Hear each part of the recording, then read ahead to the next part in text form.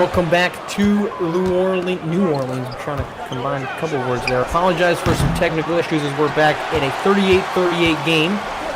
Three-pointer by Zane Davis knotted this thing up at 38 apiece.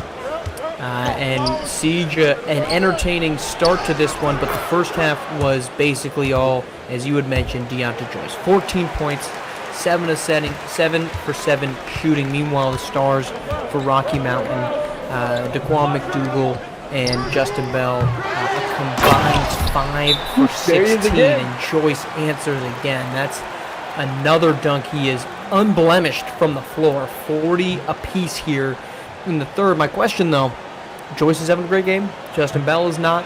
Daquan McDougal is not. Yet this game is still tied up. Is that good for Rocky or good for Gulf? I think it's good for Rocky, if I'm going to be honest with you. I think Rocky probably came into this game the favorites. I know we don't have an official SimWorld book, but if we did, I'm sure that Rocky Mountain, they were minus 250. Even going into Gulf Coast here in New Orleans, I think Rocky probably favored it. And like you said, I mean, the high scorer for Rocky Mountain was Justin Bell, and Boobie Walker both had 6 points. So everyone's kind of had a part, but nobody has taken over. And the team hasn't really gotten anything going. Meanwhile, for Gulf Coast, they got kind of a, all due respect to Deontay Joyce, but this is not what you expect from Deontay Joyce. I mean, he's going crazy tonight. So at the moment, the fact that Rocky Mountain's still in it should be telling Gulf Coast we need our guys that we rely on every game to kind of get going next to Deontay Joyce if we're going to pull this one out. Joyce averages 8.5, but as tends to be the case with young big men, and especially young big men in similar groups, a lot of that offense is not self-created, as Daquan McDougal follows up the first miss, gives Rocky Mountain the 42-40 lead. But yeah, I'm with you on that one. If you see a team, and I think we've talked about this one before, but if a team is shooting exorbitantly high or exorbitantly low, that is something that's likely not to continue. Now, Justin Bell did have that tough game against Heartland. He never really rallied back as he takes a seat here.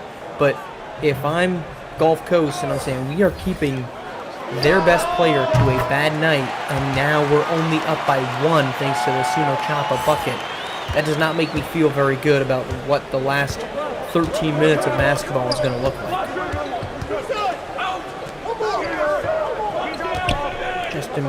Lucas Banks up top, moving this one around. And that's in and out to Daquan McDougal. A three-pointer here from Lifton Cordoba won't fall. Rebound takes us the other way. That's Keem Young. Up to Deontay Joyce for 2 more. Joyce remains unblemished, 45-42. I mean, he has been almost half of their offense tonight. Just the second chance points have been time and time again. He's been grabbing those boards, putting them back up, getting in good position for that pass there. I mean, he looks fantastic tonight. He's really the only reason they're in this game, to be honest. Litton Cordoba can't get it to fall. The not often used bench guard, averaging just 1 point per game, missing the last 2. That's given Gulf Coast opportunities to take the lead, which they've taken advantage of. Here's Bevinson. Patches took the rack, and that might have been blocked. He gets his own board. Putback won't fall. Rebound to Young. Young trying to kick it out. Does to Cruz. Three-pointer. No-go. 3 missed shots. Lucas Banks on the board, although I think he might have blocked that initial drive by Patches, but he finds McDougal inside for the bucket. A beautiful pass there from Lucas Banks. Mark, is it just me, or does Bevinson Patches look like he should be playing for the Celtics in the 60s? With the hair he's got going, the high socks. I mean, he looks like an old school ball player. He looks like he came out of a time machine. Yeah. It looks like he's starring on Stranger Things in season 5. That's what he looks like. As Daquan McDougal kicks it into Litton Cordoba. Kicks it out. Cordoba has to jack this one up. Gets it to go, and we're going to get a foul here on Lucas Banks, but the bucket will count. Foul called, so all that does is just count as his team's first. Kenneth Gaffney checking in for Litton Cordoba, who had struggled until that bucket. Lucas Banks, though, sneakily a really great playmaker at the forward position, Siege. 3.6 assists, second on the team. only other player that's above 2 is Jaquan McDougal, also a good playmaker from the coast, as that mid-range falls for Roy Mason. But he plays the game in a very controlled and intelligent way. He actually reminds me a lot of, and now I'm going to blank on his name, but the Gonzaga forward. Drew Timme.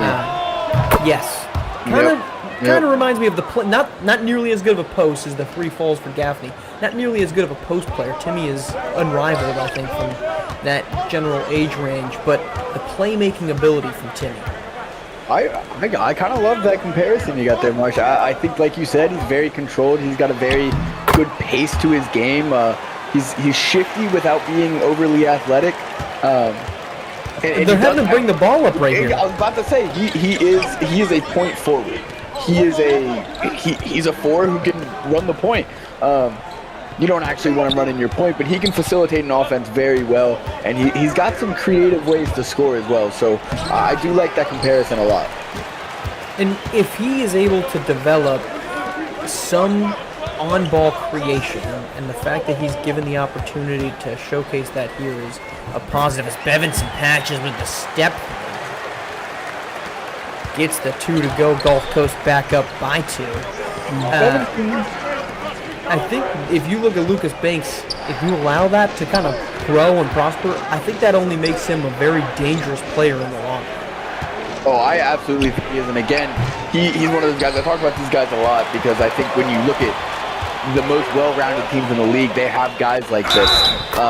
He's one of those guys that he could be the number 1 on a lot of teams. He could be a guy that they run an offense through completely, and they do run the offense through him at times here with Rocky Mountain, but he's taken on the identity of the team as kind of a team-oriented scheme, not a team that's going to throw it to him in the low post and let him facilitate every time down, or not a team that's going to give him the ball every time down. But I do think when he gets to the next level, depending on where he goes, if he goes somewhere where he's going to get all the playing time in the world and kind of be their guy, we could really see him explode onto the scene in a lot of different ways.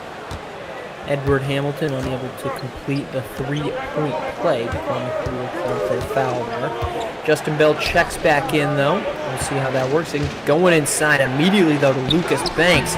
The step through. Maybe there is some Drew Timme offensive creation there in the post. He's got great footwork. That was very Drew Timme-esque there. Impressive quarter that we are seeing from Lucas Banks, who, I mean, you look at his stats, is now posting up on Akeem Young, forces the miss, gets the board. 10.6 points, 4.7 rebounds, 3.6 assists. I mean, he does a lot of things, and there's the dime to Justin Bell. We are tied back up. Lucas Banks taking over on both ends of the floor here in the third quarter. Yeah, here's my thing about Lucas Banks, and I am of the persuasion that Justin Bell is the number 1 for this team. He's their leading scorer. He obviously is the number 1 for this team. To me, at times, it can be a 1A, 1B type thing with Lucas Banks. I don't think Lucas Banks is far behind Justin Bell in terms of his impact for this team. And to go back to the rankings thing, I think I would rank Lucas Banks as a better player. If I'm recruiting for a college team and I want a guy to fit my team, I think Lucas Banks is a guy that I might have higher ranked on my list than Justin Bell. It's a bold take to end the quarter, but a big bucket. More importantly, Akeem Young gives Gulf Coast a 2-point edge. They've led at the end of every single quarter. Their lead now at 2 as we enter the final 8 minutes coming up after this. Like Sean Paul and I'll be straight. You see me leaning so hard, it's like I need a V8. I needed a break from toting the hammer. Last week I did a show in the front row of the Copacabana. My lyrics will give a nigga hope in the slammer. Since I'm all about my dough, you ain't gon' blow out my candle. Hope you can handle R.E. double. When I fall off in the club, nothing but love. VIP, no cover, none other. Burn rubber on dubs. Sitting in the Lex Bubba, drinking my cup. Mix my Belvedere with Everclear, cause I'm still a thug. This is the remix, nigga. So bang this here in your truck. Riding sideways, candy dripping wet, we mixed it. Now we in our private jet with the candy wet, and we gon' sit it sideways. Third coast, baby, it was born a parlay. Riding sideways, candy dripping wet, we mixed it. Now we in our private jet with the candy wet, and we gon' sit it sideways. Third coast, baby, we was born a parlay. I'm still recliner, let the top down. Diamonds glaring, remixed it, and now we got the whole world staying. See, it's true, playboy, we representing that text. Bold and so big, you can't fit it round my neck. Dragging my knuckles on the floor, cause the bracelet is sitting so heavy. Dog, I need a hand. Kick it, call me the lumber man like Paul Bunyan. Cause I get all my steaks and my funyuns in 2x4. Mansion doors, pull up on big screen. Sitting in the hot tub, I'm looking so clean. Bling, bling. Yes, sir, ballin' became a habit. I'm blowing up on this cabbage, I'm flying across sea. Got no threes with the sprees. Man, I got the beat knocking. Papa's watching cause it's hit for hit. Featuring Red, AJ, and CT up on the remix. For the fly ladies and Louis Vuitton teams. Independent women out making they fucking cream. Get your fetty, baby, cause it's oh so lovely. We sipping bubbly in a day. And we riding sideways, candy dripping wet, remixed it. Now we in our private jet with the candy wet, and we gon' sit it sideways. Third coast, baby, we was born to parlay. Riding sideways, candy dripping wet, remixed it. Now we in our private jet with the candy wet, and we gon' sit it sideways. Third coast, baby, we was born to parlay.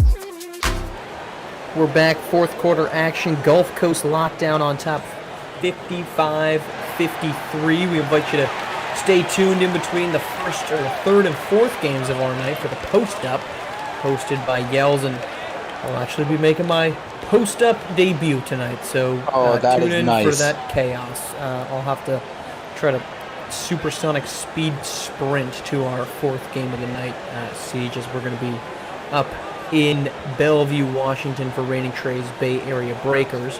And to that point, triple header tomorrow, don't forget it. Lakeshore Drive ATLians in Illinois to kick things off. Bad Boys Basketball and Best Coast Ballers in Michigan. And then we close it out with Rocky Mountain playing second night of a back-to-back. They play host to Southeast Select in what should be a phenomenal game as Justin Bell skies in for the 2 and we're tied up yet again in a game that has not really seen one of these teams grab control and run away from it at any point. No, it really hasn't, and I think Justin Bell getting going and just starting to kind of take over a little bit, that would be the key factor here, because nobody on either team other than Deontay Joyce has really had like a crazy loud game tonight. Lucas Banks has, I believe, 8, 4, and 5.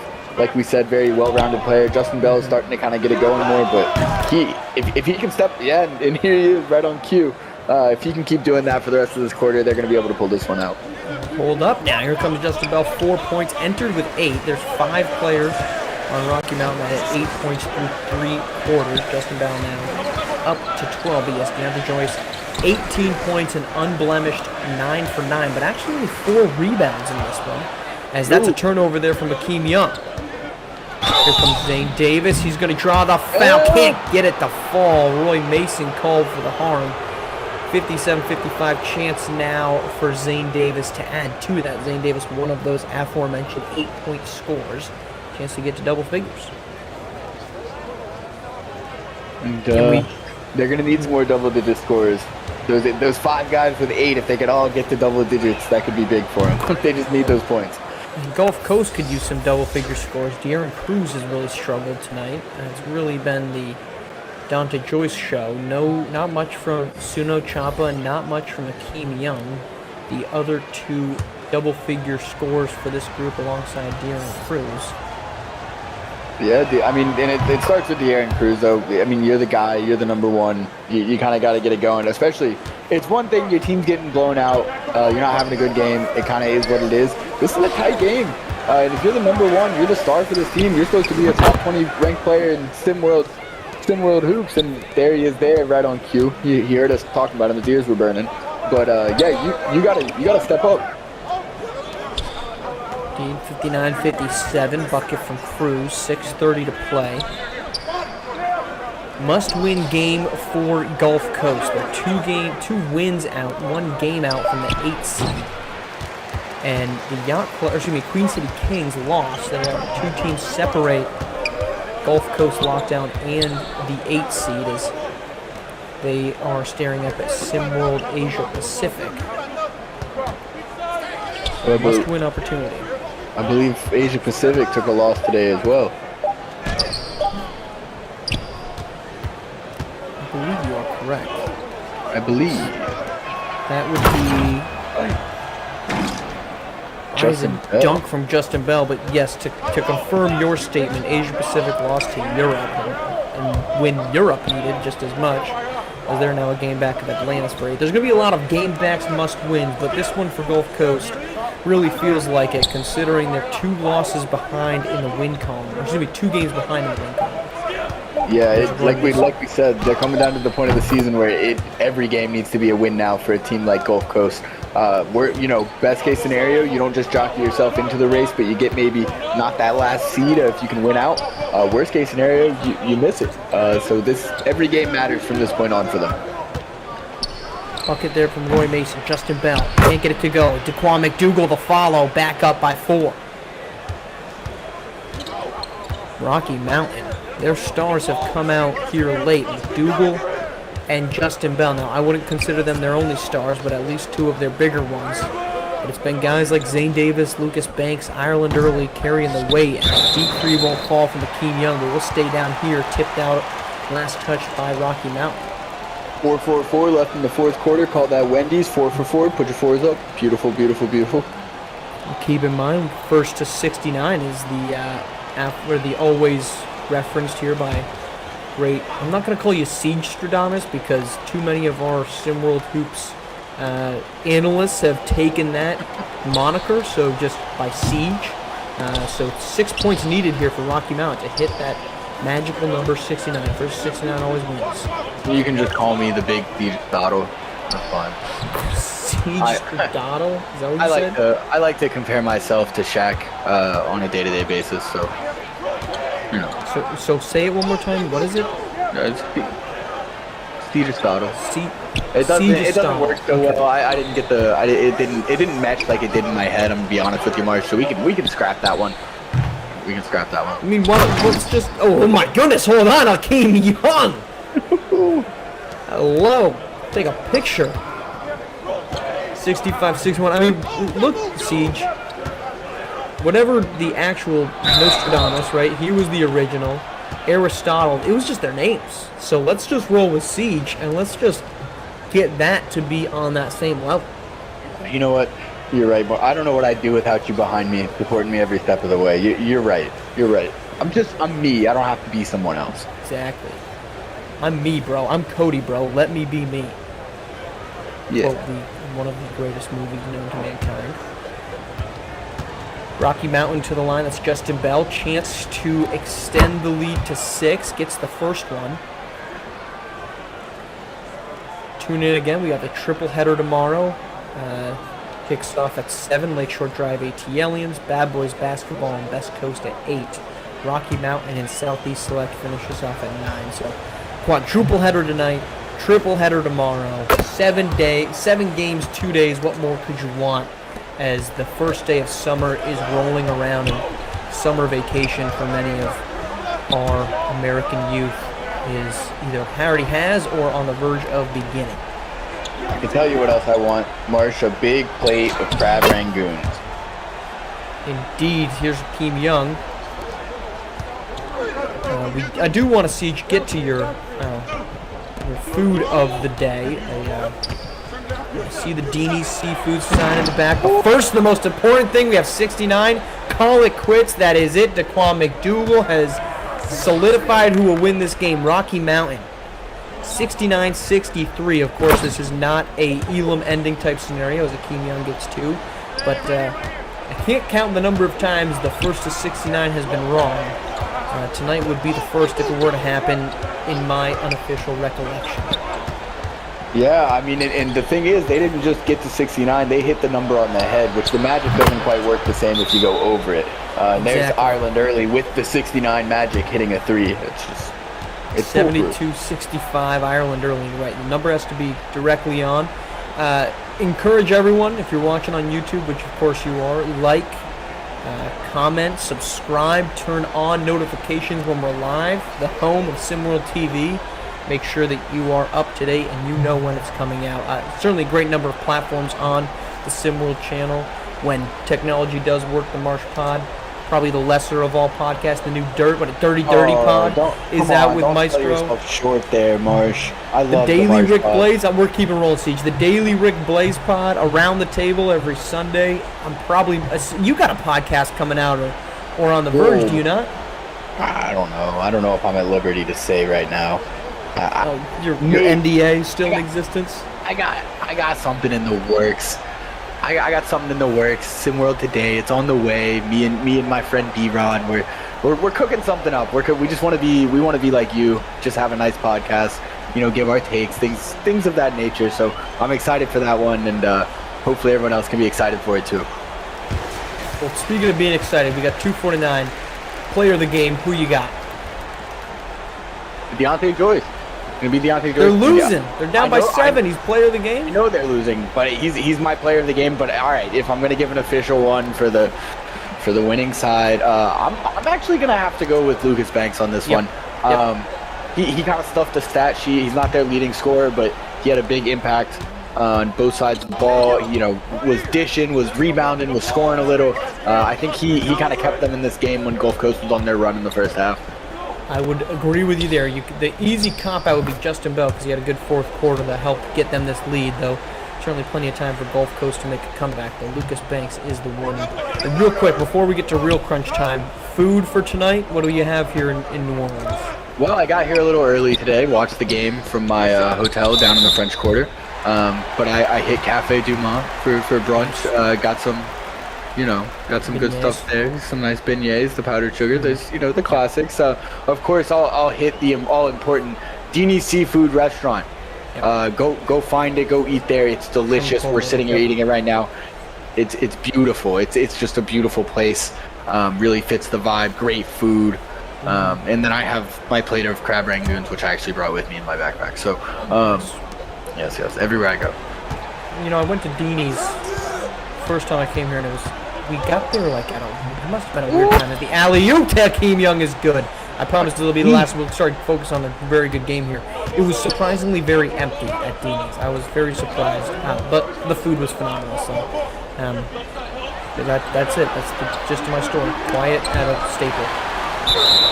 And we get a jump ball here. Akeem Young and Zane Davis are going to tip this thing off. So 1:54 to play. Quick reset. 3-point game. Monsters on top. Gulf Coast lockdown. Rallying back, trying to fight the curse of 69. And Akeem Young wins the tip. Headed the opposite direction. Chance to pull within 2 or tie it up here for Gulf Coast.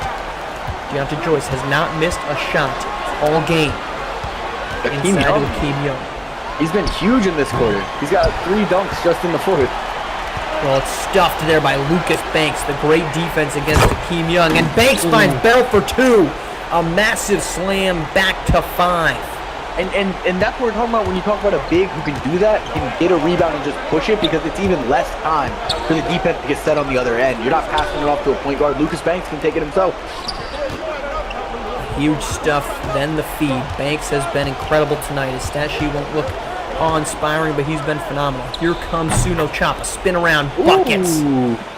Over top of Ireland early. Not going away is Gulf Coast. Uno Chapa, Akeem Young coming alive here in the fourth. They were like, all right, we took our break all game, but we're here now. We're here. Zane Davis finds McDougal for 2 more, and the offense is flowing now. 1 minute to play. In need of a bucket is Gulf Coast. They have Akeem Young inside. Akeem Young gets it to go, and we've got a foul called on Lucas Banks. Akeem Young's headed to the line for a 3-point play. Chance to pull within 2. 55 seconds to go here in the fourth. Akeem Young's been big inside in this quarter. I think he's got 8 points just in the quarter. Might have 9 when he steps away from the line here.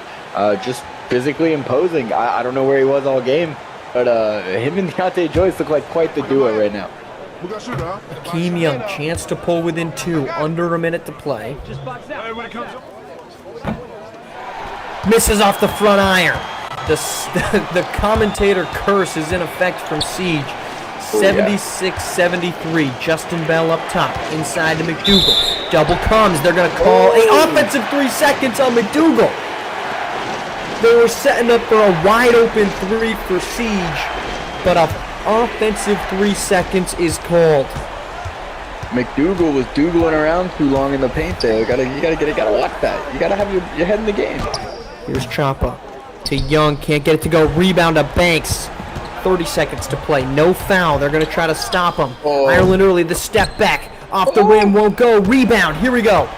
Under 24 to play. De'Aaron Cruz across the midline. Inside to Young. Down 3. Young. The baby hook won't fall. Akeem Young blows the layup. And that could do it. He had the thick 3 Zane Davis on him. He's been dunking everything this quarter. I don't know why he didn't just go up and slam that. An unbelievable miss from Akeem Young, and now it's Lucas Banks to the line. Up 3 with 13 seconds to go. Gulf Coast is now in need of a 3 just to kind of keep this thing close. They have struggled all game from beyond the arc. It is not going to get any easier for them in a game they needed to win. Banks is first, gets it.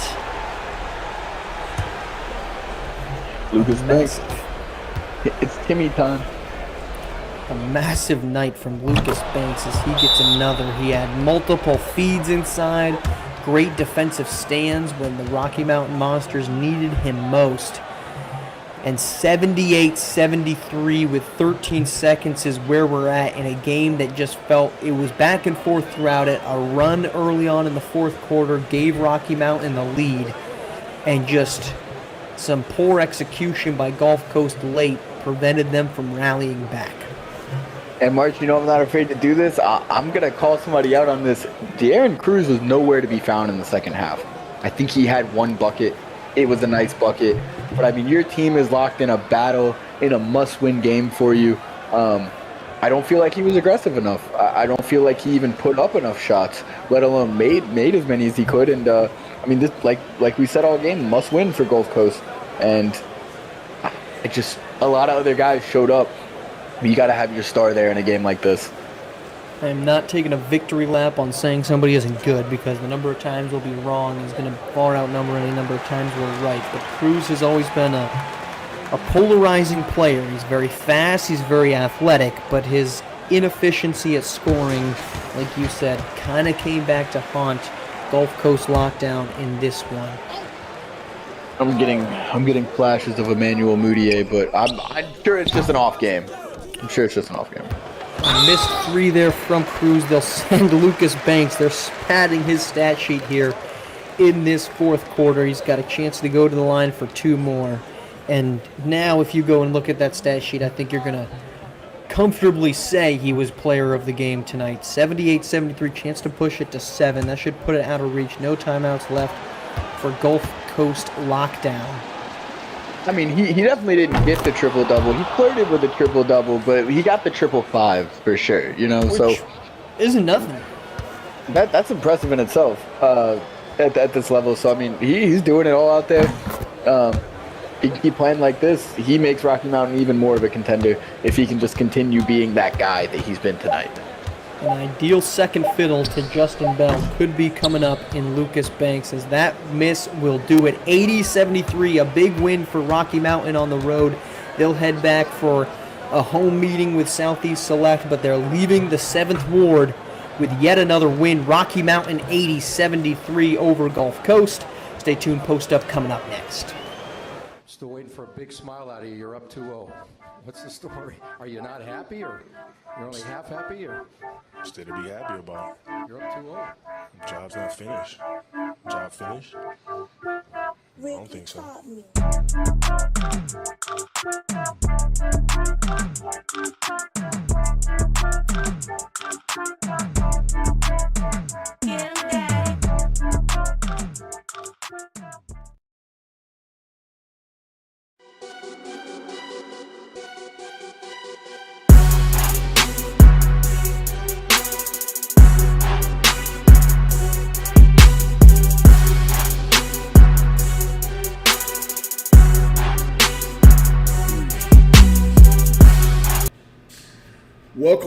Welcome. Hey, man, welcome to another edition of the Post Up, and I am your man, Yells, and I am here with the man whose voice you just heard on the broadcast. He used to be called Mr. Media. Now he's called the expert. I don't know. Which is the expert of Marsh? It's an exaggeration. I saw that today, and I said, I don't know who came up with that one. I promise you it wasn't me, but I appreciate that. Nevertheless, you just got done calling an excellent game, which kind of, it faltered towards the end. It didn't give us the ending that most people were probably hoping for.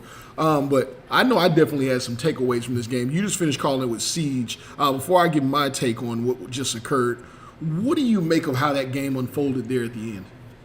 Well, I think Rocky Mountain found their second guy in Lucas Banks.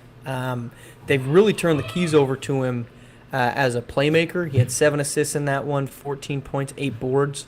But there were multiple times when he was the guy taking the ball up from underneath.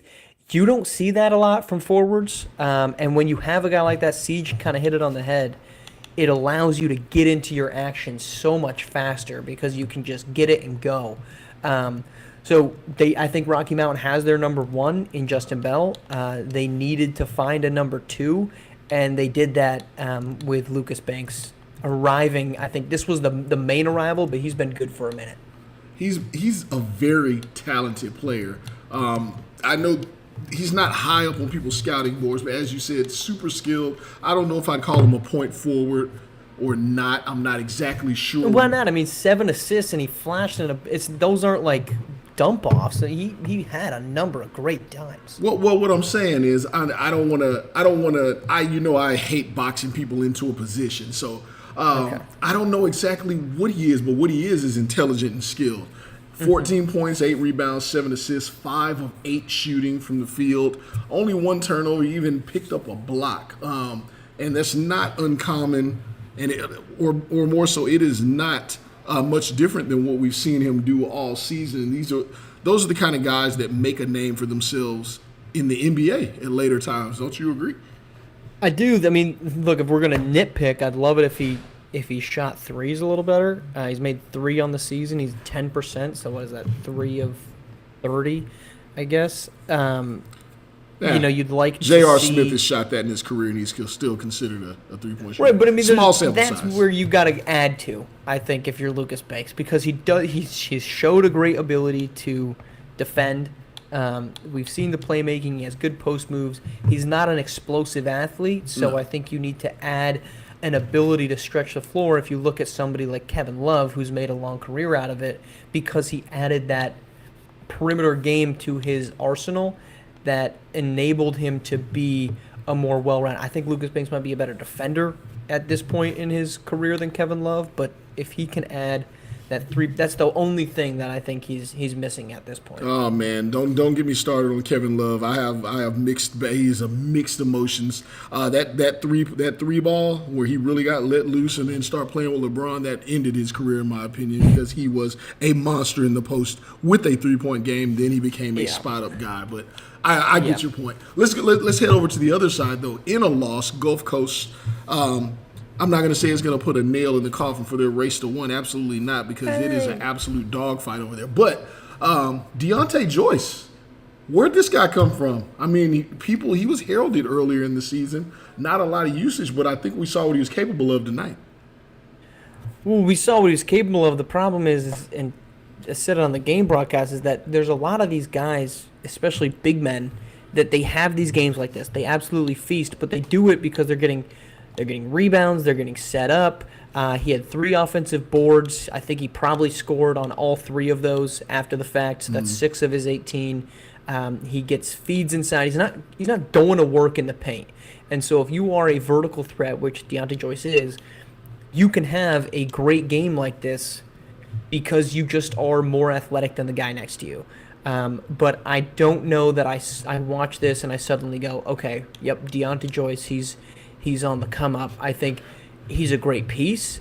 He's a guy that gets you maybe over the top, but he's more of a complementary piece to a star that I don't think Gulf Coast has. And to a more of a future point, what big man in basketball is not a complementary piece anymore? They are seldom the focal point of an offense, Nikola. no matter how good they are. There you go. There's one. There's one. Jokic, Embiid. I mean, yeah, and there's two. There's two, and I would that's put it. Giannis as a big man, even though he plays next to a quote-unquote center. I don't think that Giannis is. But I think the difference is you can be a backup point guard, right? You could be a Bruce Brown, but you can have a massive impact on the game because you can shoot the ball, you can dribble the ball, you can create offense on your own, just like Bruce Brown did in the NBA Finals. As a backup center, that is much harder to do, and I think I'm not saying Deontay Joyce is a backup center, but he's not a guy that positively impacts the game from a scoring standpoint and a creation standpoint compared to other more elite guards in the league. Yeah, I'm gonna disagree with your point there before we move on, but I don't think any bigs. Few of them have that post game now, but can you set a screen? Yes, I agree with that. And can you roll to the basket? And those guys are getting paid top dollar at the pro level for that. And I think Deontay Joyce probably falls in that. I definitely don't want to see him with his back to the basket posting up. No, right. Not a Jokic or an Embiid, or those are the only two. I'm sorry to say it. Those are the only two. Even DeAndre Ayton, even DeAndre Ayton he's setting the screen, leaving himself open on the lane, and he's rolling to the basket. It's why the decision by the Warriors to draft James Wiseman, even in the moment, beyond the retrospective look back that you have now, was always a mistake because the center position is not worth. It's kind of like the running back position in the NFL. You don't put a big asset into it because you can just get them anywhere that you need, and that's what the center has become in basketball, unfortunately. I just want you to know I got a text from my son, and he said, when's Marsh going to bring up the Warriors? Well, the over-under was like, what, 6 minutes, 7 minutes? That's pretty good for me, I think, honestly. Marsh, hey, we had some other games go on earlier today. We had the H-Town Hoopers heading to Africa, heading to the hometown of their famed big man in the Elijah Wan Sports Complex, and they went in there. I wouldn't say to anyone's surprise, they went in there and they got a win. But Terrell Thompson, back in the driver's seat, it looks like. Looked like he was a focal point of the offense, 22 big points. And Vincent Magic, 12 points, 11 assists, too shy of the record. H-Town here with the new coach, Coach Banks. They had a couple of losses, or I believe they went 1-1, not looking like they had found their identity just yet, but could they be on their way? I mean, I hope so, because they started off as well as they did, but really, you said 1-1. You go back to like late May, and they just haven't. Back to basically the loss to Asia Pacific, which was May 25th. They've just been a bland team since then, and that's I'm not saying that negatively. They just haven't been able to string things together, and I think a lot of that's due to they haven't handled the lack of coaching presence as well as, or not a long-term coach like Rocky Mountain. Rocky Mountain has an interim head coach, but we're not talking about that because they have a really deep set of talent. H-Town, we talked about the lack of a head coach, not because they didn't have a deep set of talent, but because that talent it needs to be molded. And I think this was a win that you had to get against a pretty bad Africa team. But, I'm not going to stop the panic button because despite the fact that they're the 3 seed, they technically are the 6th seed in their conference, just the division leader getting top 3. But it was a must-win. They got it. They need to find a way to find that, Lucas Banks equivalent. I think it's Tyrell Thompson. I think it's Keith and Carter. But they haven't been put in positions yet to really show that off. Okay, fair enough. We had a couple of other games that went on there. Just get your take on these. We can get some quick rundowns so we can keep it moving here for you. The Originators Best Coast. You touched on it a little bit during the broadcast. I'm just going to ask you just a hot take question. Hopefully I'm not stealing any thunder from the Marsh Pod. Who is your top 3 in SimWorld in order? In SimWorld Hoops? For players? Player of the year. And after that was a hell of a matchup we saw in that one. Obviously, there's a few other names you may throw in there. So I'm going to narrow it to 3. And where do you put them as of right now? Well, I think you're coming in on, you're riding the wave from last week's Marsh Pod, which I looked at 4 guys that I thought were the top 4 players in the league. And things have changed a little bit though. There's been some showing since then. So just wondering to see. Yeah, well, I mean that was coming off of LDO's performance, but I would actually put DJ 1, Bronny 2, and LDO 3. Hot take late in the evening.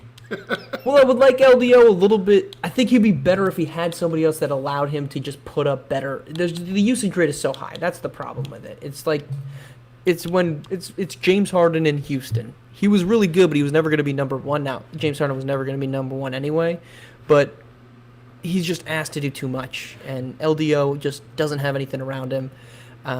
So even tonight, DJ beat him. I mean, we want to talk about LDO had a great statistical game. He shot like 35%. So, it looks awesome when he scores 27. He was really ineffective, and that's a lot of it due to what DJ did. Well, all right. Well, we won't keep moving. I appreciate you cleaning that up on the James Harden front for me personally. Queen City Kings, Lakeshore Drive. You have any thoughts on that one? 76 in the way of LSD, 63 for QCK. I mean, that is a rough loss for Queen City. And we could spend literally like an hour and a half on talking through scenarios, but a great win for Lakeshore Drive keeps them in the mosh pit of the 8th seed battle over in the Legacy Conference. So, big win. Got them 5.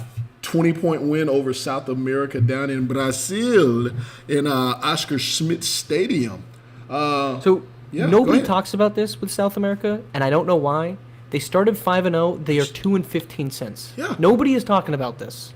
I've tried to bring it up before, but it never seems to catch on. I do not know what the heck the problem is for South America, but they are awful.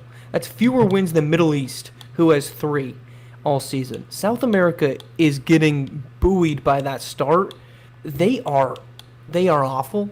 They've been awful. This is not a shot at anyone on the team. It's just they don't have any direction. And they've been the worst team in the league since they started 5-0. And the turnaround in the wrong way is shocking to me. So this is clearly Marsh having a few drinks on the, if you did not know, he's taking an extremely quick flight. He's pulling no punches at this point. Look, we'll keep moving. And before we move on to this upcoming game, the Philadelphia Elite 87 over who you just aforementioned, Middle East. They pulled this one out in a 9-point victory, 87-79. Philadelphia, everybody was riding the wave with them. They've been up and down here recently. Nas Hall, 25 points. Quan Singleton back in the starting role, I believe, 14 points. And Jermaine Owens, I always want to call him O'Neal. Jermaine Owens, man in the paint. Are you on board with this team? In theory, but they kind of run into the same problem that Lakeshore Drive is. They're a game and a half back of Atlantis at the 14 seed, so they got to jump 6 teams. A game and a half back you feel pretty good about, but just the minefield that every team below basically Europe has to walk, and you could probably include Europe and Cascadia in that, is just going to be so hard to catch Atlantis. Not because they can't, but because there's so many teams that are jumbled up in that area. It's just going to be difficult to jump all of them into that spot. All right. Well, look, we got one coming up here. You guys are on this call for this next game as well, you and Siege. Reigning Treys hosting the Bay Area Breakers. Everyone has the love affair with Bay Area Breakers, and I understand it. Everyone has this newfound love affair for Reigning Treys. They call him Mr. Burns because of the sideburns. I think that's hysterical. For Japhet Towns, what are your 3 keys that you're looking at for this game, man? And get out of the paint quickly because they will call a tick. So first off, what version of Japhet Towns are we going to get? Are we going to get the one where he's dominant, or the one where he kind of just hangs around, doesn't really do too much? For, what is it, Kevin? What is it technically? Because I always want to say Kavan, but I'm that's, going Kavan. I'm going Kavan. Okay, that's what I thought. But can he go toe-to-toe with Bay Area's guards? Because Bay Area is just extremely deep. If he can have a matchup that keeps them in this one, and Japhet Towns is rolling, I think they've got a shot. And then just who's going to take over for Bay Area? They have probably 4 guys that can do it. So which one of them, erupts on the scene? That's the third one. My money's on Caden Shipp just because his track record points to it. But, if Royce Anderson can get rolling, Bay Area's got a shot. They're too deep. Well, look, sounds like we'll be looking for those themes throughout that game. Marsh, we got one last topic before we get out of here, man. Favorite movie for you that's hard, or people would assume it's hard for you to admit in a public setting? So I quoted it actually briefly in our matchup or in our last game, but it's Surf's Up for me. Great cartoon mockumentary about surfing penguins. Shia LaBeouf is the main character. It is a great film. I highly recommend. It's an hour. It's a great hour and a half. You're in and out so quick. But it is just a good film about friendship, overcoming adversity, being the outcast. It's got it all, man. Okay, don't you clean it up with the moral story at the end to make me smile, but jeez. Oh man, you said a couple things there that I can't laugh at. Hey, you enjoy what you enjoy. Number one, you said an animated mockumentary, and then you also said Shia LaBeouf. Those are 2 things that make me steer clear immediately.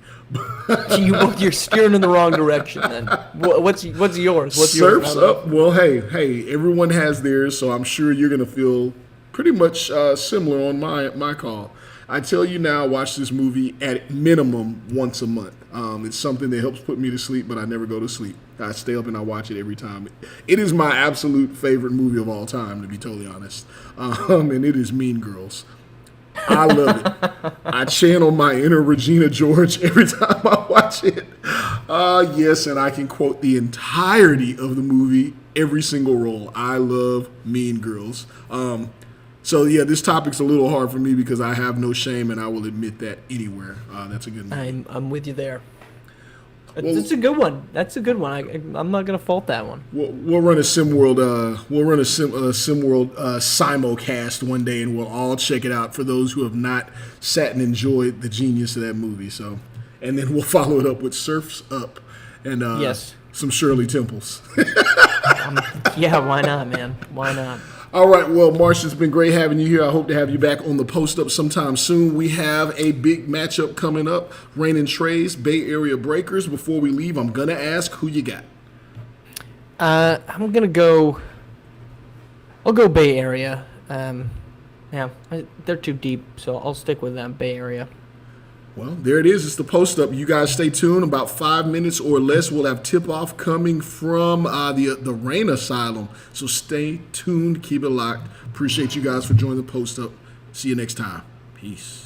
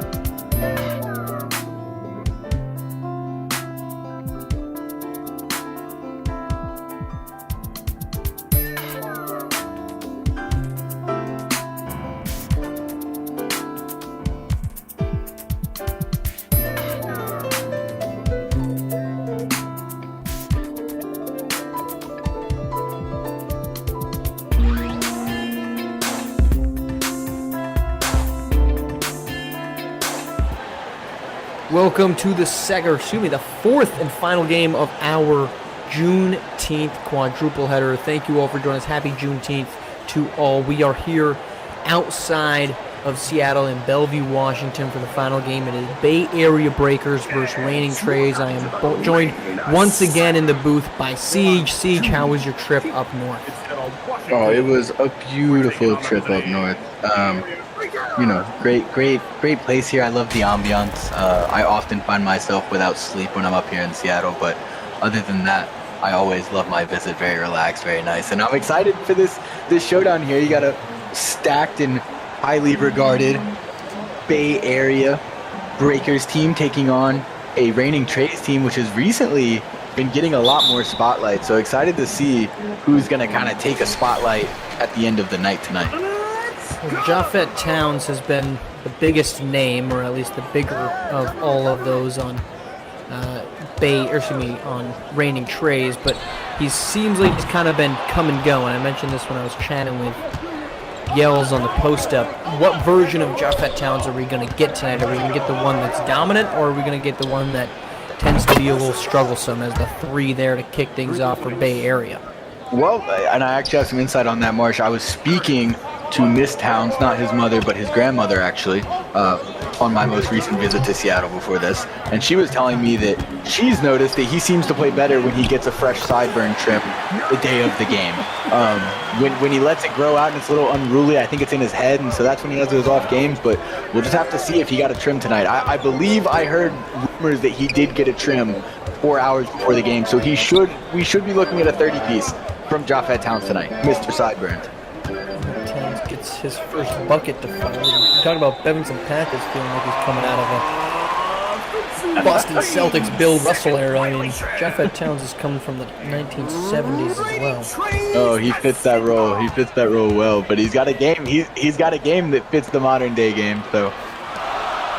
Indeed, he does. Scoring more than 20 points per game, 20.4, 46% from deep. As can't get that one to fall. Rebound heads the opposite direction. Up and in. That is Sean Hyman getting things rolling for Bay Area, or at least for him for Bay Area. 5-2 early on. Bay Area, what are you looking for on that side of the ball for them to win this game? Well, I'm actually really interested in this matchup of big men. We've got the very long, very big kind of fluid Jason Crosser at 7'1", and then you got Trey Hyman, 30 strong inside. I think for them to get this win, a big thing would be if Trey Hyman can just dominate inside, which he really should. He shouldn't have too much of an issue, but I think that's kind of a key for them, because if he can't be his normal self, they're going to need a lot of help from other guys. Curtis London, 5 points early on in this one, well above his season average of 2.9, leading up to a 5-point advantage for Bay Area. Talented defenders, Curtis London, but showcasing a little bit of that offensive touch. Ship gets his first shot of the game off the front rim. 7-2 early on. Big game between a pair of teams, one of which Bay Area is well inside that playoff bubble, 15-6, as there's a turnover. Meanwhile, reigning Treys 12-11. They're fighting for that final spot, currently in 7th, so facing a must-win game here at home. 3 for Trey Hyman won't fall. What's he doing? That's like that one time we saw Dwight Howard take a 3 in a game. What is he doing? He's yet to make a 3 on the season, so I thought maybe he'd get the first one there. I don't think we should hold our breath on that one. It might be next season before we see him make a 3, if then. Caden Ship turnover. Can't take advantage of his Travion Sherwood. And we're staying locked at 7-2. Final game of what has been an exciting Juneteenth on SimWorld TV. As the 3 from Royce Anderson falls. That's a timeout. We'll step aside. 10-2 Bay Area on top on the road. Approaching the midway point of the first quarter.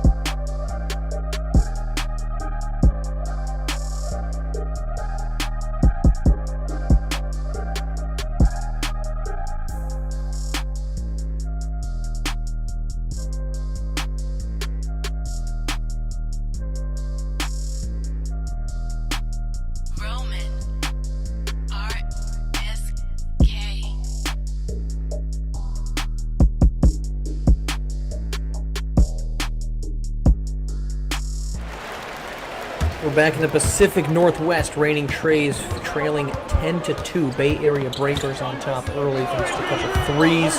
Curtis London 5 early points and a powerful block from Sean Hyman. Kicking things off after the break. Here's Caden Ship. Gets into the paint and gets it to go. That's a double-digit lead for Bay Area here in the first quarter. Yeah, somebody better get something going for Reigning Treys, or we're going to see a rout here tonight. Let me ask you this, Siege. This is Jeff attempts. Nice Euro in for 2, his second. He's reigning Trey to score. This arena is gorgeous. Would you consider this to be the nicest arena from like a, everything included? I know Bay Area has the incredible background, but would you consider this to be the nicest arena in SimWorld Hoops? Yeah, I think it's maybe the coolest. I love the ode to the Supersonics. I mean, Bay Area themselves has a very nice arena, if you could call it an arena. But on like has everything, and it's more of a gym. You're right.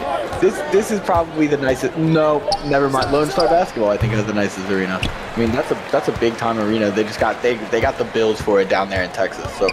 Well, everything's bigger in Texas. Yeah, but I think this Reigning Treys home arena is, if not number 1, number 2 or 3 for sure. There's just something about it. As a quick 6-0 run here for the Reigning Treys, and they're back within 4. It just feels so clean. All the other arenas feel amateur, and I don't mean that in a bad way. It's a 3 here for Royce Anderson. I don't mean amateur in a bad way. It just feels adolescent. This feels very professional, very buttoned up. Well, you know, it's an ode to the Supersonics, so it's got that professional feel to it. So that it makes sense. It definitely is in the conversation for the nicest arena. I just personally love Lone Star's arena that they've got going down there. Oh my goodness! Sean Hyman, hello, Jason Crosser. Nice to meet you. 2 points. We got to get some sideburns on that guy or something, because he's got to step up his game. Jason Crosser could probably use a little bit of better facial hair. I could agree. Mark, you know when you got those teams every once in a while that they all seem to have the same hairstyle. I know they've got kind of a theme going in our own SimWorld League. We've got the Heartland Zombie Stars kind of have their hairstyle. Redhead Mafia, isn't that what they go by? Yep. So every once in a while you see a team that they all just match up. You know, Duke, we've seen a couple of Duke teams that did it. We've seen a couple of Kentucky teams that did it. I think the Reigning Treys need to take a play out of that book and all rock the sideburns. Because that would be quite the team rally to all have sideburns.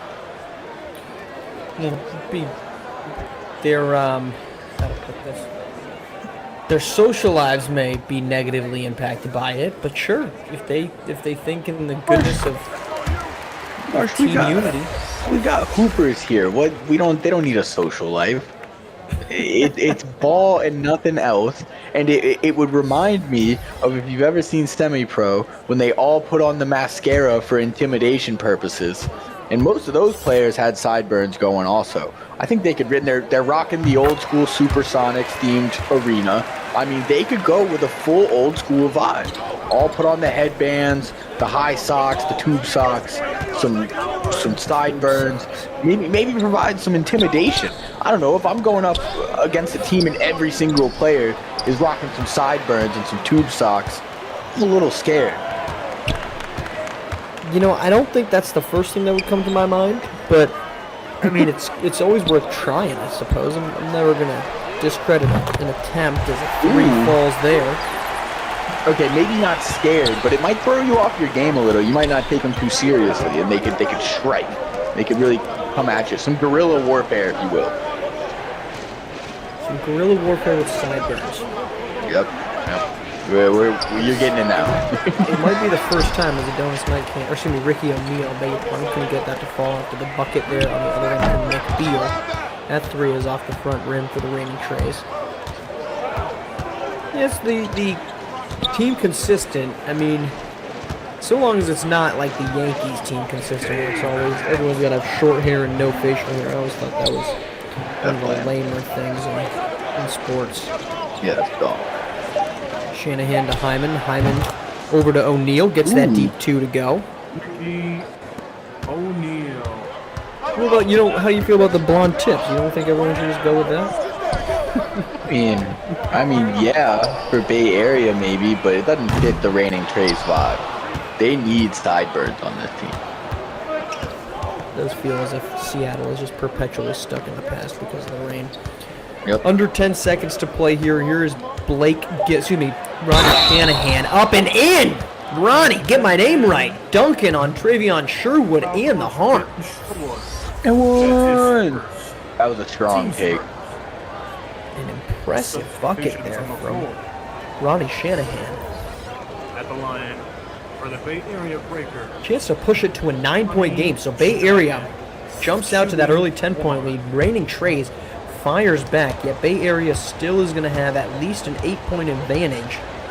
Depending on how this heave at the buzzer goes, Shanahan's free throw is good, so 9-point lead.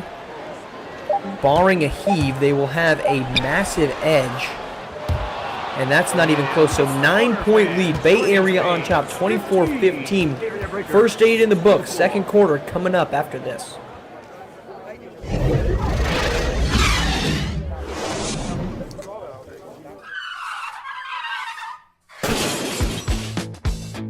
SimWorld presents Around the Table with E and the Fat Man. What's up, everybody? This is Big Bob. And this is Elava. And we are the co-hosts of Around the Table with E and the Fat Man. Around the Table is the SimWorld Hoops podcast where Big Bob and I give our takes on various sports around the world. Make sure to tune in every Sunday at 3 p.m. Eastern Time to hear our takes. And don't forget to join in on the conversation with us on Discord at discord.gg/SimWorldNBA. And make sure to follow us on Twitter and YouTube at SimWorld4K. And as always, see the game, be the game. Later, folks.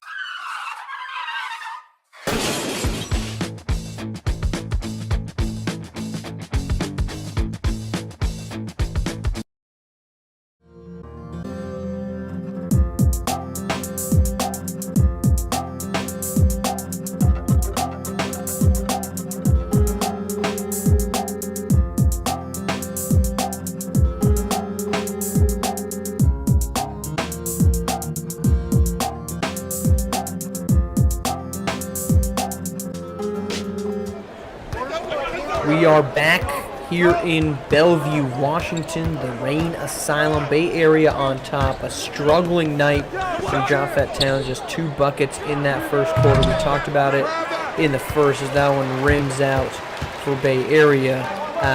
We talked about what version of Japhet Towns we're going to get. The explosive, efficient score or the one that struggles. In that first quarter, it was the one that struggles as the fadeaway falls there. I believe that's Cam Astro on the bucket. No, beg your pardon. That would be Travion Sherwood. Sherwood's been a nice little player for them since they moved him to the 5, moved Crosser down to the 4.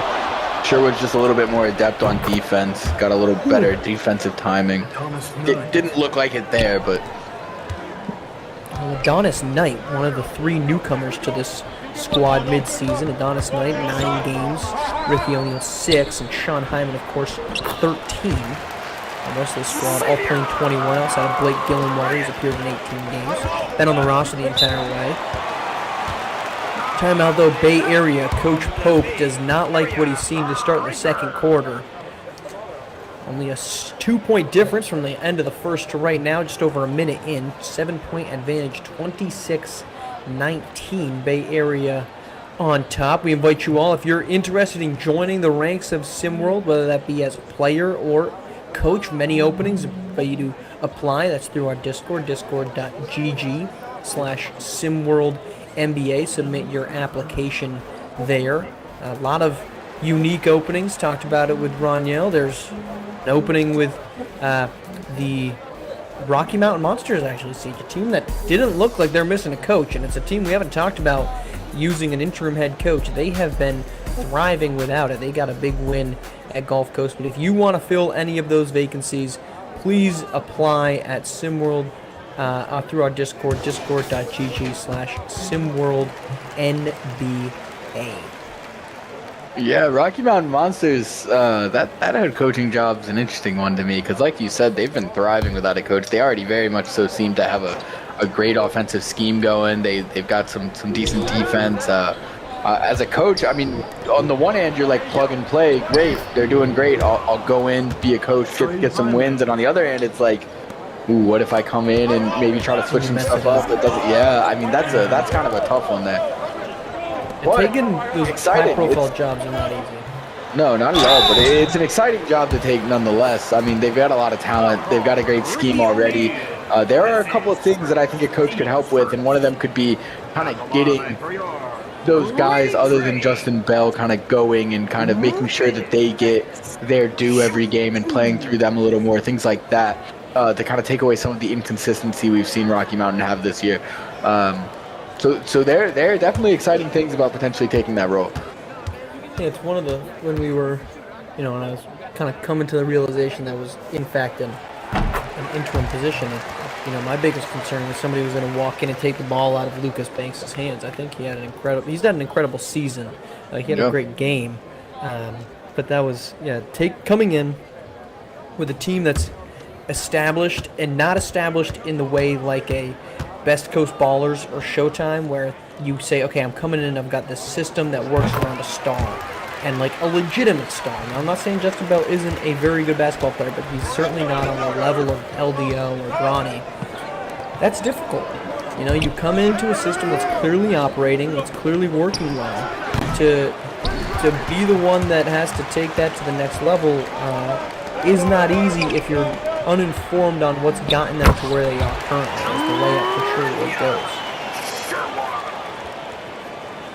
Yeah, absolutely. And there's a couple other coaching jobs. We've seen the coaching carousel has been in full effect in kind of the middle of the season already. We just saw namely Coach Velarde take over with Latin America. Be fun to see what he does there. Saw a new coach, Coach Banks in Houston. There's a lot of places to make waves right now. Well, I'm glad you brought up Coach Velarde, because that was actually one of the topics I didn't get to discuss with you in the first game. I'm happy he's back, but I think this is proof that Gotham 5 is as poorly a run organization as we have in SimWorld Hoops. And they're taking a page right out of the New York Knickerbockers, just skying in for the dunk is Ronnie Shanahan.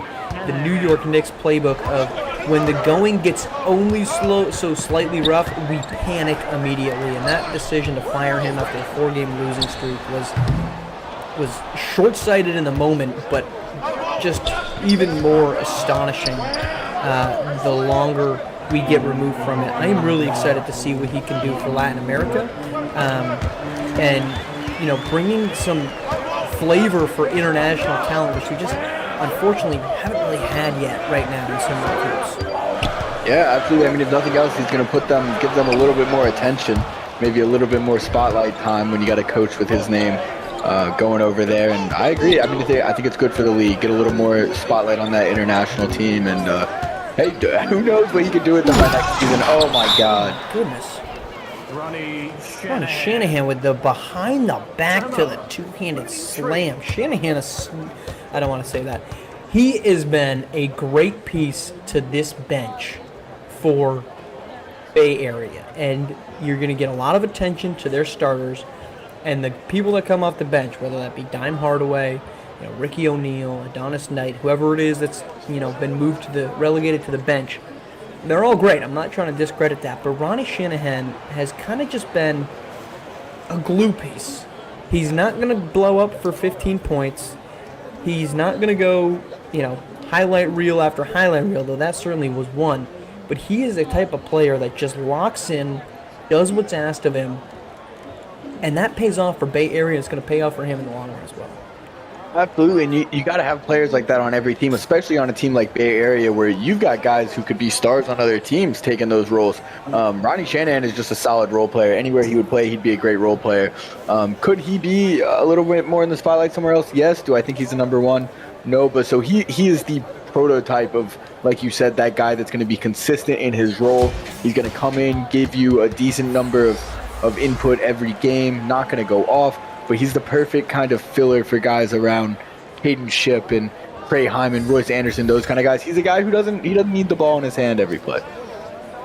But he's also the guy that you win championships because of, right? Yep, if you look at, let's go with Denver, our most recent NBA champion. Why did they beat the Lakers? Because they were deeper. Why did they beat the Heat?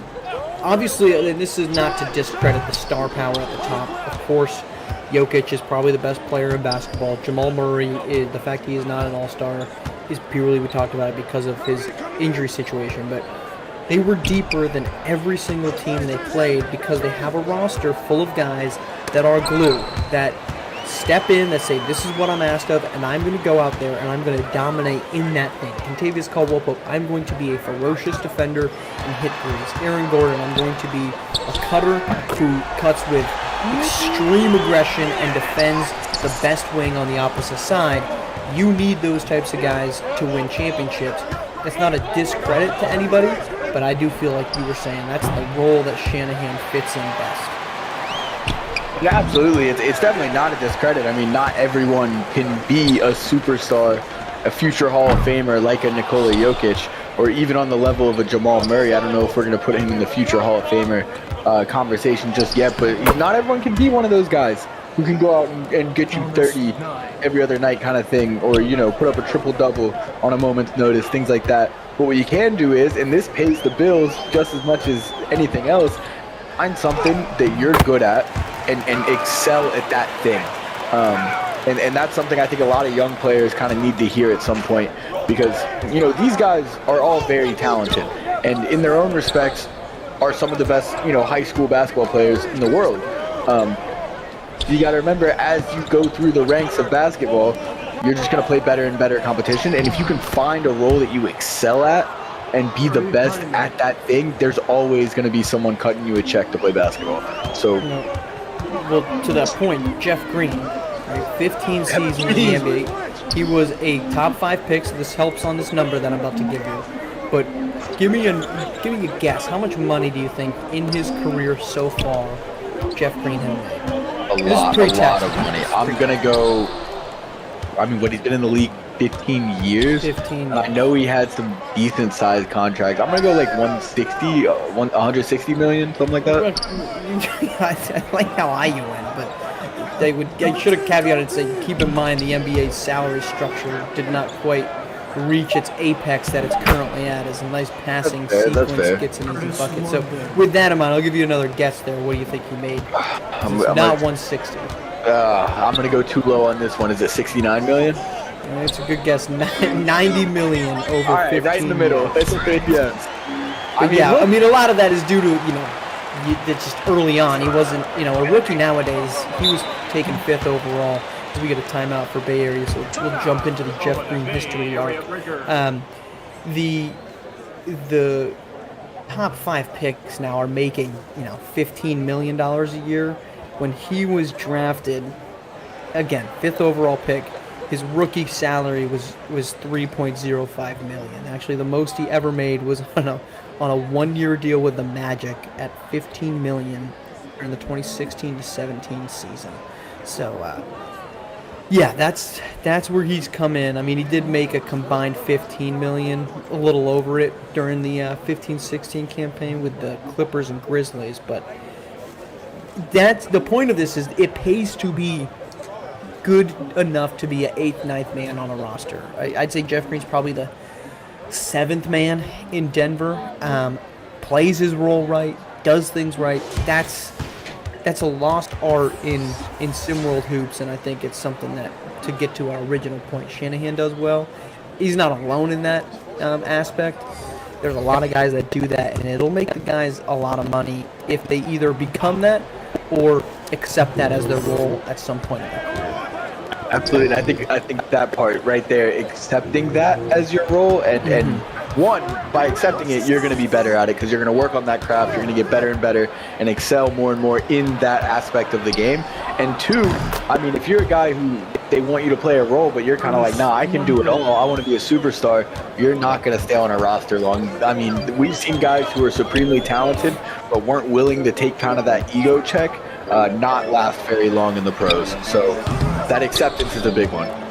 Well, speaking of playing out of their role, Curtis London, 9 points so far in this game. Misses that mid-range jumper, but he has been exceptional for Bay Area, up by 13 here late in the second quarter. Driving to the hoop, that bucket will fall. That cuts us down to 11, 30 seconds to play. Good 2-for-1 shot opportunity there. Inside it goes, and the bucket falls. Sean Hyman for 2 more, and we're back to 13. Reigning Treys got to be careful here. I mean, going into half with a double-digit deficit is never ideal, especially not against a team like Bay Area. They're not one to kind of let you come back. Japheth Towns going to work, has it pickpocketed by Caden Ship. Ship on the run, up to Sean Hyman. Hyman the slam. Hyman the slam. 46-31. Tryman, the two brothers. That made the half-court heave from Towns won't fall. 46-31. Bay Area has dominated this game since the opening tip, Siege. They've just done seemingly everything right. Biggest key for you for the Bay Area lead at this point? Biggest thing for me, their defense has been suffocating. They have not let Japhet Towns get going. They've done a very good job on the interior, not letting him get easy buckets in there. Other things, these role players that have been kind of a highlight for us tonight, guys like Curtis London, Ricky O'Neal, Ronnie Shanahan, they've all had points. They've all kind of had their input. And that goes miles and miles when it comes down, especially when we talk about the upcoming playoff race, the race to 1, is having those guys around the Caden Shifts and the Trey Hymans and the Royce Andersons and even the Dime Hardaways, who can kind of fill in and be that cushion for when those guys aren't having a 30-point night. So that's my key for them so far.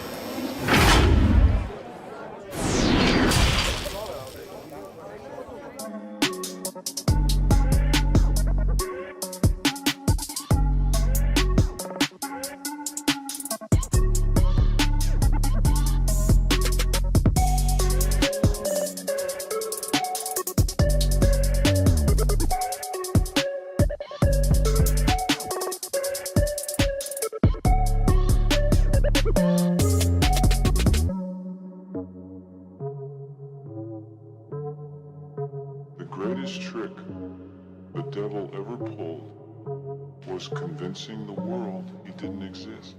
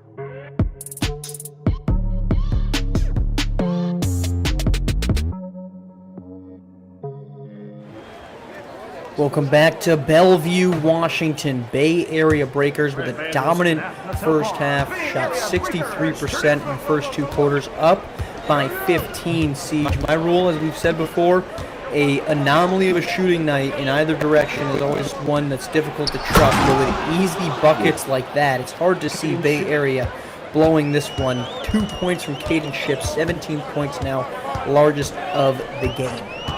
Yeah, I think the reigning Treys' only real hope here is either Kevon Jackson gets going or that someone called in a barber at halftime and got Japhet Towns that sideburn that he needed. Because one of them is going to need to start carrying him at this point. Trey Hyman gets 2 more. Japhet Towns 3 of 10 in that first half. We mentioned at the opener, what version of Towns are we going to get? Jackson skies in for 2. We have got the quiet version of Japhet Towns. It sprinkled in last night, and truthfully, I think is what probably prevented him from getting Player of the Week, because he sandwiched 2 really good games with a bit of a stinker. But that tough night has come back here for Towns as a 3 there misses. Stays at 17. Can't really get it going. He's got one of those set jump shots. He doesn't really get up on his jumpers. Yeah, it's not quite of as explosive of a leaper on that, is he? No, not at all. It gives me shades of Larry Bird at the 3-point contest where he just, like, his feet never left the ground when he shot. Well, Larry Bird is... here's a hot take. would Larry Bird have been the greatest three-point shooter if he started in the modern era? Because he was a phenomenal three-point shooter. Now, I'm not discrediting my, obviously, favorite team, favorite player, I would say, Steph Curry. But is there a case that you put Larry Bird in modern era and he is, even more of a three-point threat than he already was?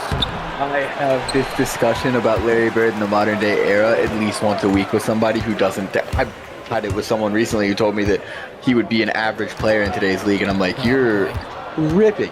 Larry Bird would average 40 a game in the modern day NBA. I mean, think about it. What can Luka Doncic do that Larry Bird couldn't do? Play defense. Luka Doncic doesn't play defense. That's what I'm saying. Luka Doncic can't, and Larry Bird did. Oh, no, I'm saying what Luka averages like 30 a game, and I'm saying like Larry Bird could do everything he could do better. I mean, Luka's unreal, but like I'm not ready to put him with Larry Bird yet. Larry Bird would average 40 a game in today's NBA. And like you said, with the three-point shooting at the level it is these days, he would be in the top 5 three-point shooters of all time, which I already have him there, if I'm being honest. But he would average 40 a game. I firmly believe Larry Bird would potentially have maybe been in the conversation for greatest of all time if he played in the modern day NBA. Quick run here by the reigning Treys. Cuts it to 13. We're going to step aside. 5:01 to play here in the third quarter.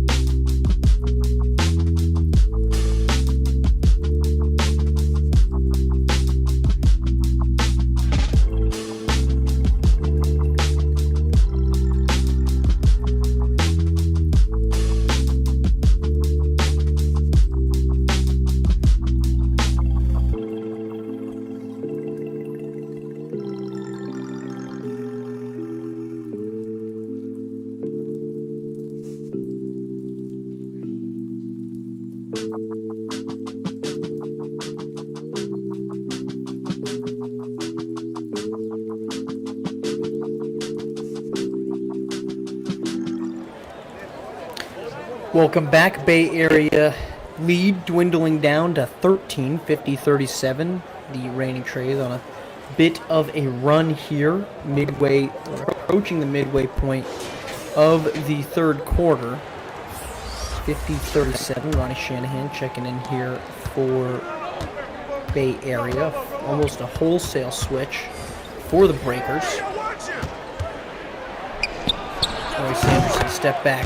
Gets that to go. A tough bucket over Jackson.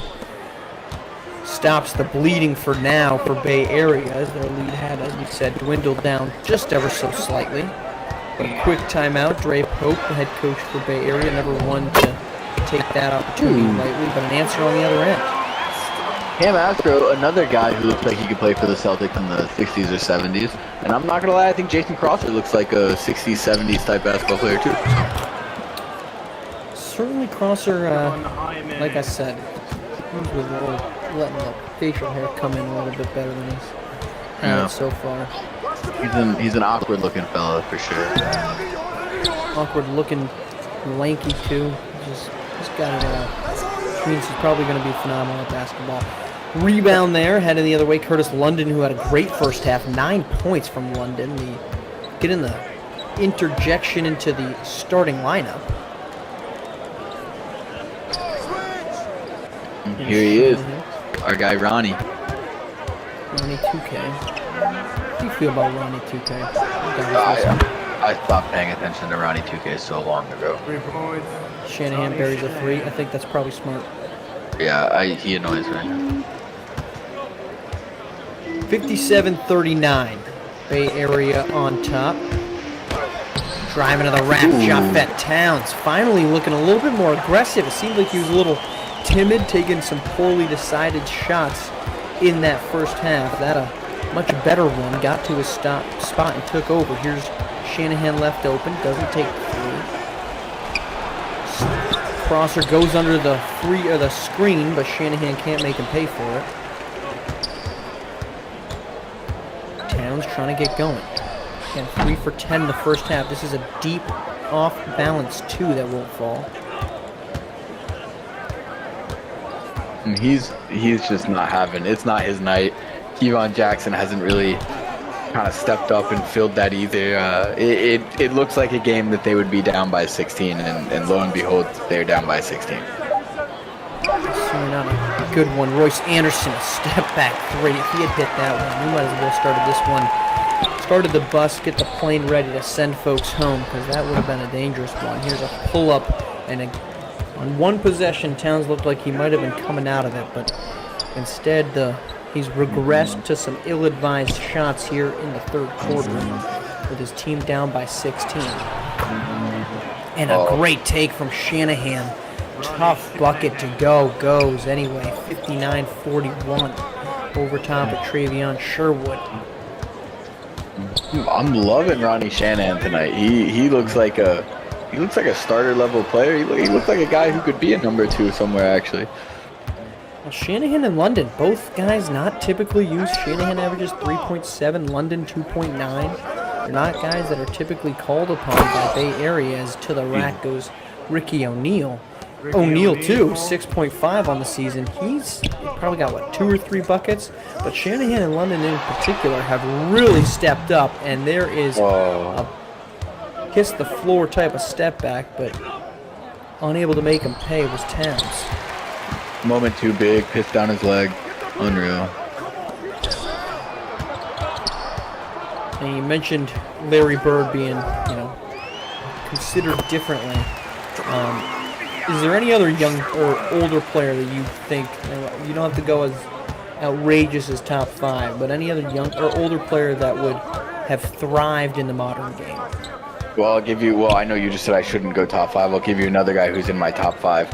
I don't necessarily think he'd be better than he was, but Shaq would also average unbelievable numbers in today's NBA. There's not anyone in the league who could put a hand on somebody like him. Curtis London, 2 more, or number 3 there. Keep going.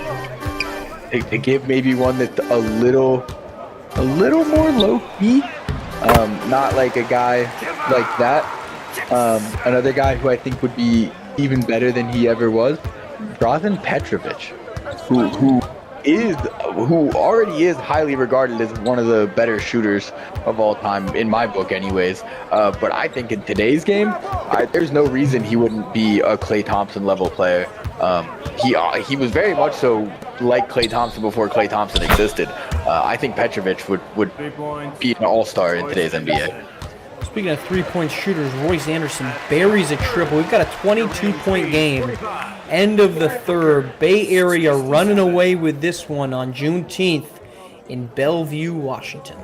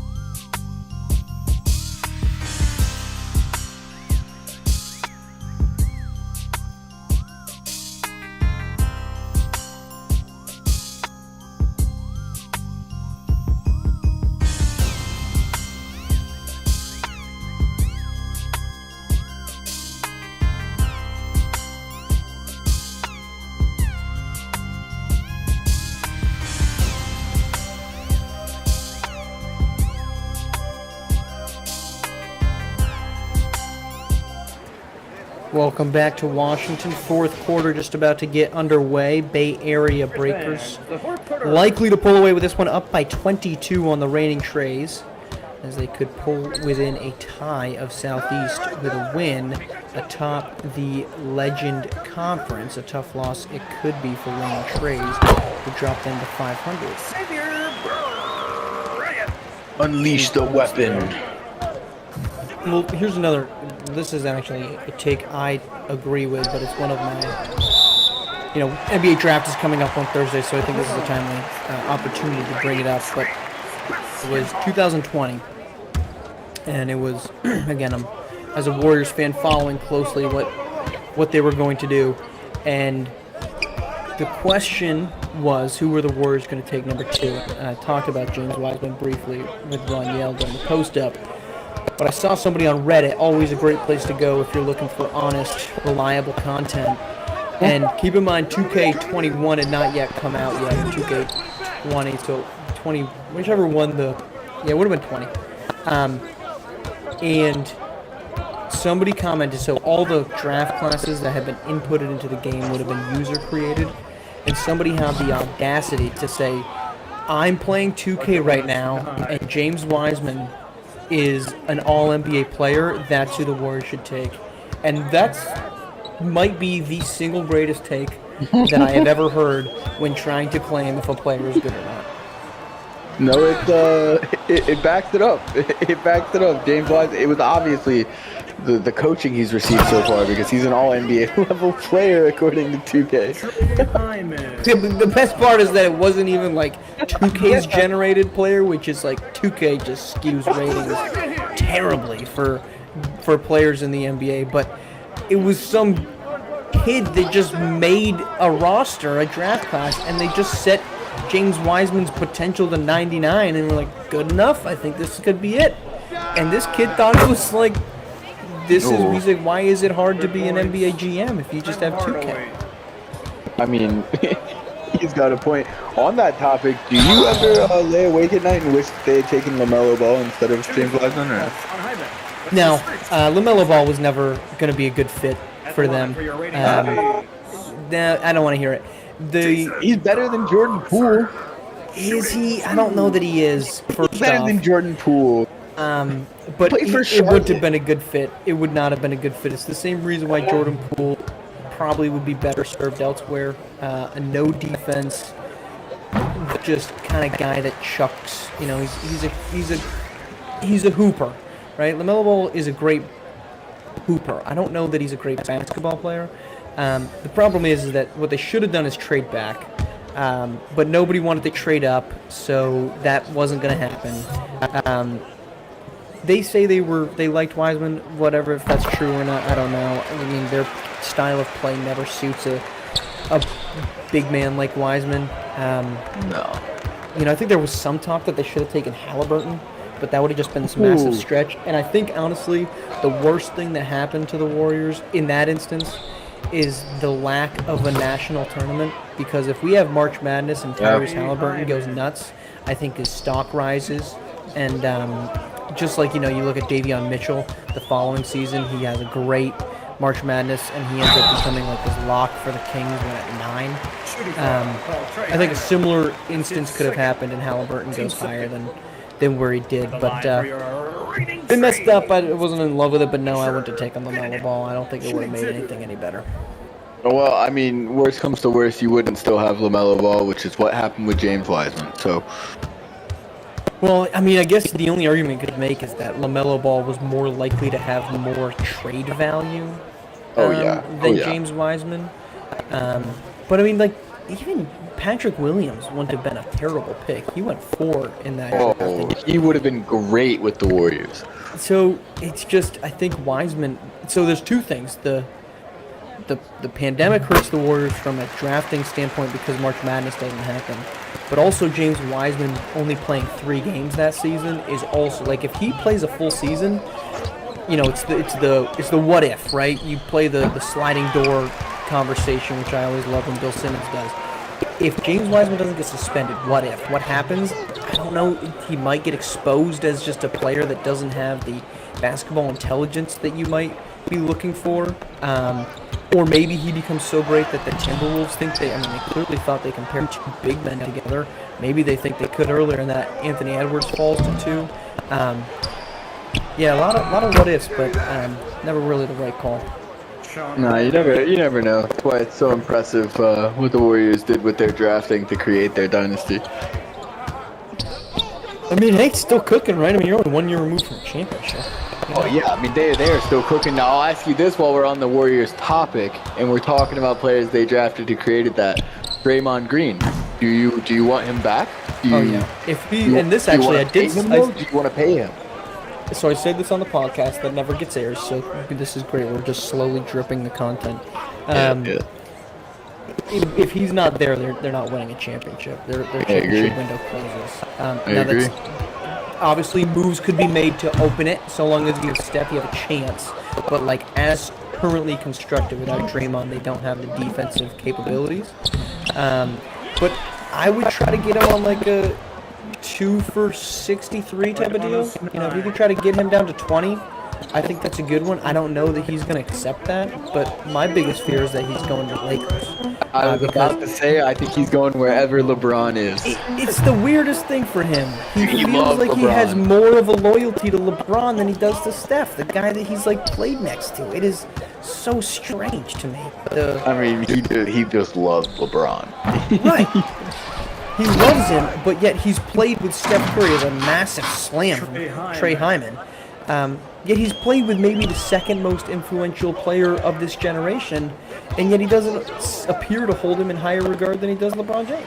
Well, I don't know about that. He has talked very highly of Steph a lot. Yes. I mean, he definitely doesn't, but I don't know. I guess also you think about it, that's kind of a scary thought to me because the basketball IQ level on a team that has LeBron and Draymond, I mean, that's through the roof. Yes, they would be, because it makes sense for him to go there. Like beyond the LeBron infatuation that he appears to have, it makes like a front court of AD, LeBron, and Draymond is really good from an intelligence. It's also awful from a health standpoint. So like it's either like the greatest defensive team in the league, or they can't even stay on the floor. But yeah, that's a team I would be looking out for them to potentially sign, or for Brady to sign. I saw some Suns fans saying they should bring him in. I was like, you guys do not have the money to sign Draymond. Yeah, right. That's not happening. That is the biggest thing. That doesn't make sense to me with that deal. Like, you just have what are you going to do? You're going to have to hope guys are willing to take the veteran minimum to go to Phoenix.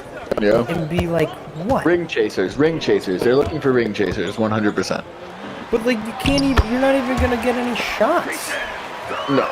I thought it was interesting they were so interested in Beal because to me, and Devin Booker's the better player, but to me, Booker and Beal do a lot of similar things. I guess what I would do if I'm in charge of that team is I move Booker over to point, which in this past playoff, he proved he can facilitate really well. And I think honestly that's great for him. That's going to open up his game a lot. I'm excited to see a point guard version of Booker, but it was just so interesting to me. And the price that the Suns got Bradley Beal for, I feel like you couldn't really say no. I mean, they really Chris Paul in seconds, basically. They basically, and they were going to let Chris Paul walk anyways. Like, Chris Paul was gone. He wasn't coming back. Like, Chris Paul was gone. So, in reality, you turned Landry Shamet and a few second-rounders into Bradley Beal. So, they couldn't really say no, but it's going to be an interesting fit for how that plays out, just like you said, with, like, who's going to have the ball in their hands. That's 3 very ball-dominant players on that team. I think what they'll end up doing is trading DeAndre Ayton for, like, you probably won't get the full value, but like you said, you got such a bargain for Beal, but you trade Ayton for trying to get 2 guys, maybe 3 rotation pieces out of it, because I mean he's getting paid more than $20 million, so you could get 12, a 10, and an $8 million per game or per year guy.